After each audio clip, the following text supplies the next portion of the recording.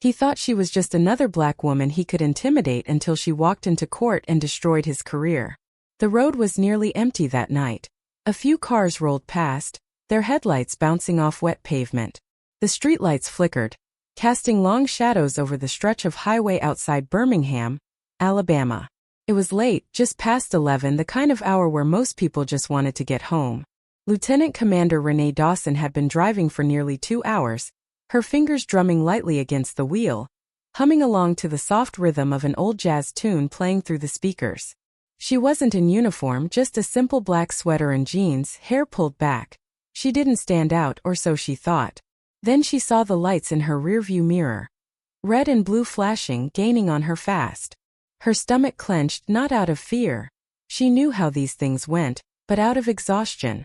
She signaled, changed lanes, and eased her car onto the shoulder. She put the car in park, took a slow breath, and kept both hands where they could be seen. She had been in the military long enough to know the drill. A white patrol car stopped just behind her. The officer took his time getting out. When he finally did, he moved like a man who expected obedience, heavy boots scuffing against asphalt. One hand rested on his belt, the other holding a flashlight that flicked on as he approached. She turned her head slightly, watching him through the side mirror. The name on his badge caught the light, Briggs. License and registration, he said, no greeting, no explanation. His voice was flat, practiced, impatient. Renee met his eyes in the mirror, then reached slowly into the glove compartment, pulling out her documents. Was I speeding, officer? She asked, her voice steady. Briggs didn't answer right away. He took the papers from her hand, holding them just out of reach as he gave her car a once-over. Tail lights out, he said. She frowned. That can't be right. Briggs finally looked at her. Are you arguing with me? A beat of silence passed. Renee could feel the shift in the air. That quiet, unspoken moment where power met resistance and one side expected the other to cave. She'd seen it before in briefings on bases overseas, in training exercises meant to prepare sailors for the world outside the Navy. She knew better than to push, but she also knew her rights. I'm just saying, she replied, voice calm. My tail lights were checked a few weeks ago. But if there's an issue, I can get it fixed. Step out of the car. Briggs cut her off like he hadn't heard a word. Renee exhaled slowly. She glanced toward the traffic ahead. No witnesses. She tapped her fingers against the steering wheel once, then reached for the door handle. Mind telling me why? She asked. Briggs tilted his head, smirking. Because I said so. She let that hang in the air for a second, then unbuckled her seatbelt and pushed the door open. The night air was cooler than she expected. She stepped onto the pavement, her posture relaxed but measured. She wasn't looking for a fight, but she wouldn't be bullied either. Briggs took a step back, scanning her. She could feel him sizing her up, deciding how much he could get away with. Turn around. Hands on the car. This time she hesitated. For what reason? Briggs took a step closer, his smirk disappearing. Are you resisting? Renee held her ground. No, I'm asking a question. A flicker of something crossed his face. Annoyance, amusement, maybe both. Then, without warning, he reached for his radio. We got a non-compliant driver here. He muttered into the speaker. Then louder, turn around. Her pulse picked up, but her expression stayed neutral. Officer, I need you to understand something, she said, her voice low but firm. I know exactly what I'm allowed to do, and I know exactly what you can't do. Briggs didn't like that. His jaw tensed. You're under arrest, he snapped, reaching for her wrist. Renee moved before he could grab her, stepping back just enough to avoid his grip. Under arrest for what? Briggs pulled out his cuffs. For obstructing an officer. She exhaled sharply through her nose. So that was his game. Her military training kicked in, heartbeat steady, breathing even. She knew she had two choices. Comply and fight this later, or push back and risk escalation. She wasn't about to become another statistic. With slow, deliberate movements she turned, placing her hands on the roof of her car. The metal was cool against her palms. Briggs wasted no time yanking her arms behind her back, tightening the cuffs far too much before shoving her toward the patrol car.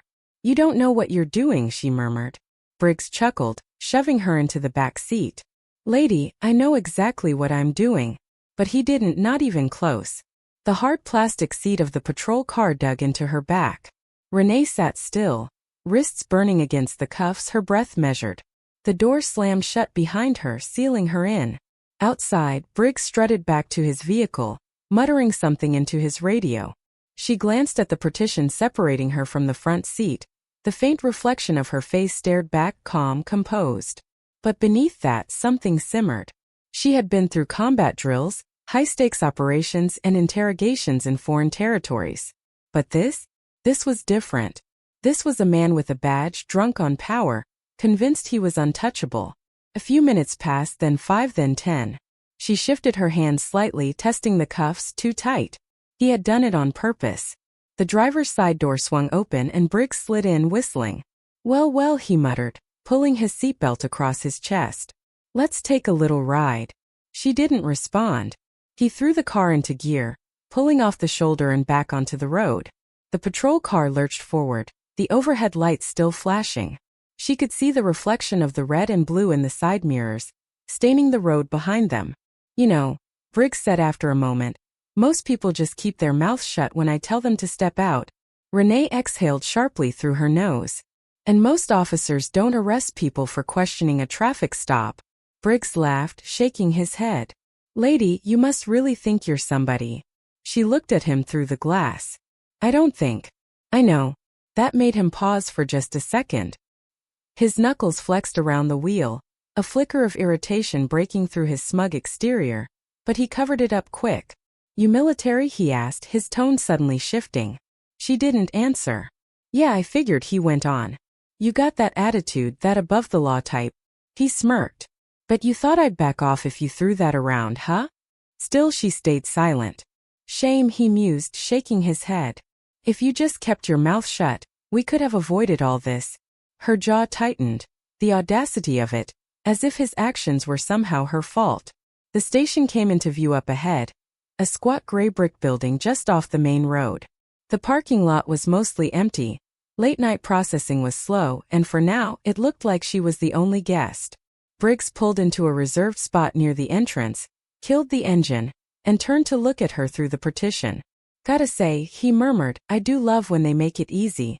Before she could respond, he was out of the car, slamming the door behind him. A second later, her door swung open. Let's go, he ordered. Renee twisted her wrist slightly as she stepped out. The cuffs bit into her skin.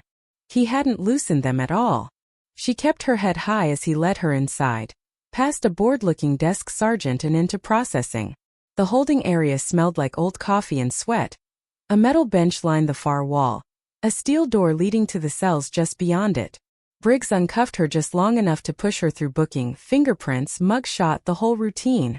The officers behind the desk barely looked up, just going through the motions. She had seen this kind of indifference before. It was the kind that let bad men like Briggs thrive. When it was over, he grabbed her wrist again, leading her toward the cells. You think you're smart, huh?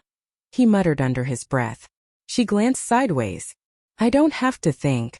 His grip tightened. She knew that got under his skin. Enjoy your stay, Briggs sneered, shoving her toward the cell. Renee caught herself before she stumbled. She turned, watching as the metal bars slid shut between them. Briggs smirked from the other side, tapping the bars lightly with his fingers before walking away. The lock clicked into place.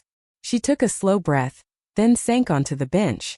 The chill of the metal pressed through her jeans, grounding her. One night, that's all it would take, because Briggs had no idea who he had just messed with. The metal bench was cold, hard, unforgiving.